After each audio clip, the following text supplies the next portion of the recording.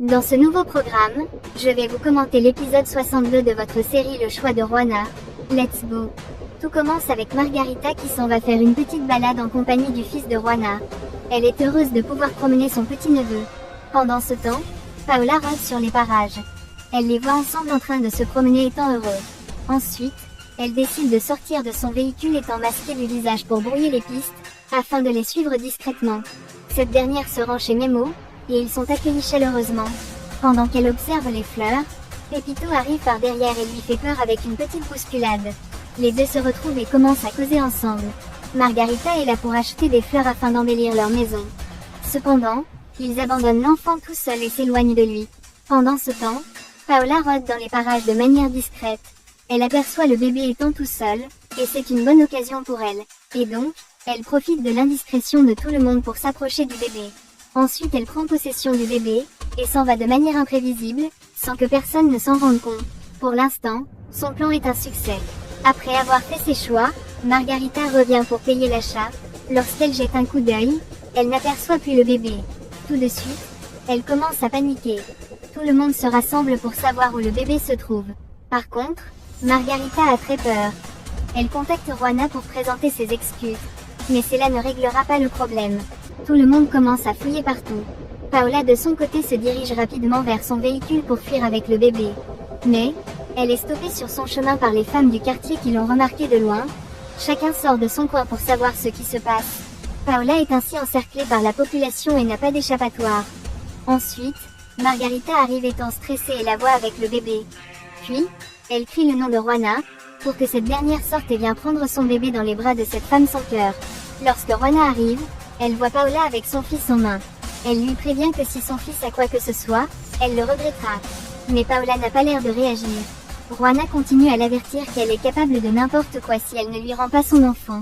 Même Pepito est aussi prêt pour se battre.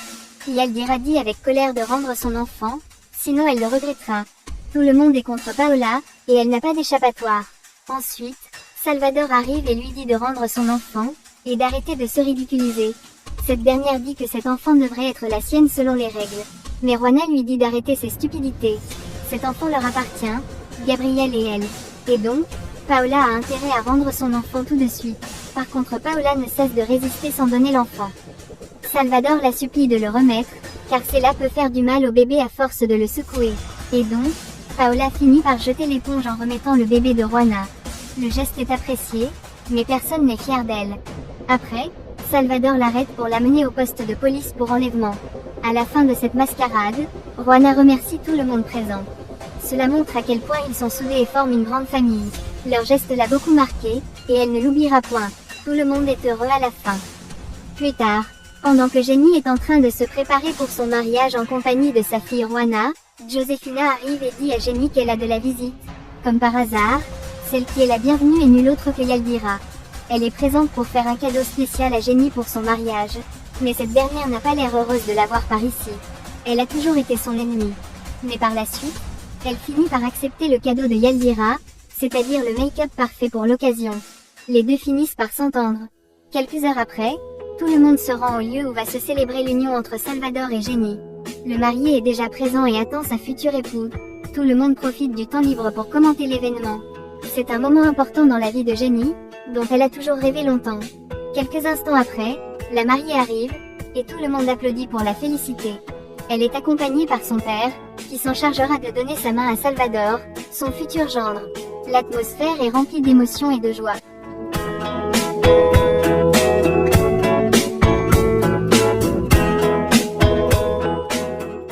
Après cette étape, le maire prend la parole, et leur demande si les deux s'aiment et désirent se marier.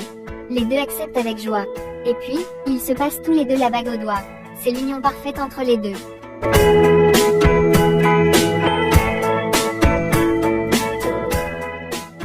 De son côté, un homme s'en charge de venir tuer Gabriel dans sa cellule. Heureusement, Gabriel finit par le coincer par derrière, et trouve une solution pour le dominer. Ensuite, il crie fort pour que les gardiens de cellule viennent voir de quoi il est question. Après leur venue, les gardiens embarquent l'homme en question. Mais tout ceci n'est que le plan d'un de ces gardiens, qui est chargé d'éliminer Gabriel en prison. Pendant ce temps, Salvador est en train de célébrer son union avec Jenny, sans être au courant de ce qui se passe du côté de Gabriel. Du point de vue de l'analyse, je crois que Jenny mérite d'être heureuse avec Salvador, après tout ce qu'elle a vécu. Et vous, qu'en pensez-vous de cette union entre les deux?